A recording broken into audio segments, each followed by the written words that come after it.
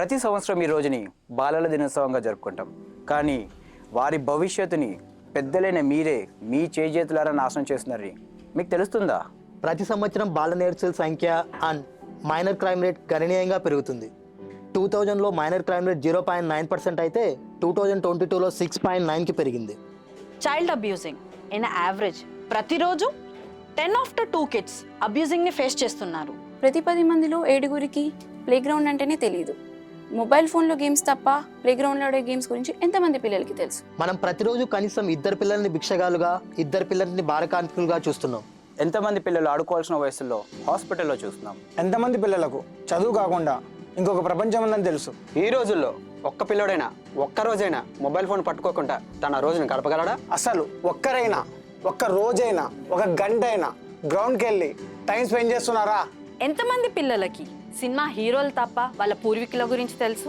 చిన్న వయసులోనే వ్యసనాలకు, చెడు అలవాట్లకు బానిసలైన వాళ్ళ పిల్లల గురించి వాళ్ళ పేరెంట్స్కే తెలియదు. పిల్లల్లో నేర ప్రవృత్తి, చెడు వ్యసనాలు, తప్పుదారులు తొక్కడానికి ప్రత్యక్షంగా పేరెంట్స్ కారణమైతే పరోక్షంగా ఈ సొసైటీ కారణం. చిన్న వాళ్ళమైనా పెద్దవాళ్ళకి మా చిన్ని సజెషన్స్ పెద్ద మనసుతో వింటారని చెప్తున్నాం. తల్లులు, చంటి పిల్లలు ఏడిస్తే ఎత్తుకుని లాలించండి. మొబైల్ ఫోన్ చేతికిచ్చి చేతులు దులుపుకోకండి. పిల్లలు తినమని మారం చేస్తే చందమామని చూపించండి, మొబైల్ ఫోన్ని కాదు. వీలైనంత వరకు మీ పిల్లలతో టైం స్పెండ్ చేయండి. మొబైల్ ల్యాప్టాప్స్ని దూరం చేయండి. మీ పిల్లలు రోజుకి కనీసం 1 గంటైనా గ్రౌండ్లో ఆడుకునేలా చూడండి. అలాగే వారితో గంట సేపైనా మాట్లాడండి. అలాగే వాళ్ళ ఇష్టాన్ని తెలుసుకోండి.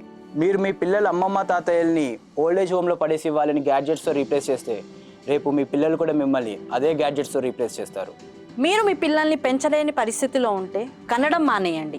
వారిని కని వీధి పాలు చేసే హక్కు మీకు లేదు. మేమేమన్నా ఎక్కువగా మాట్లాడుంటే క్షమించండి. మేము ఒకప్పటి పిల్లలం, రేపు పిల్లల పేరెంట్స్. మీ నుంచి నేర్చుకున్నవే మా పిల్లలకి నేర్పుతాం.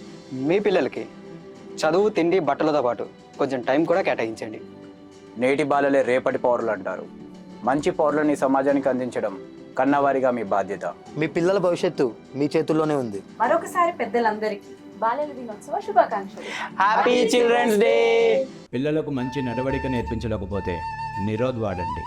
మీ పిల్లలు తప్పుదోవ బట్టి నలుగురిని ఇబ్బంది పెడుతూ సమాజానికి హాని కలిగిస్తుంటే ఆ తప్పు ఖచ్చితంగా కన్నవారిదే.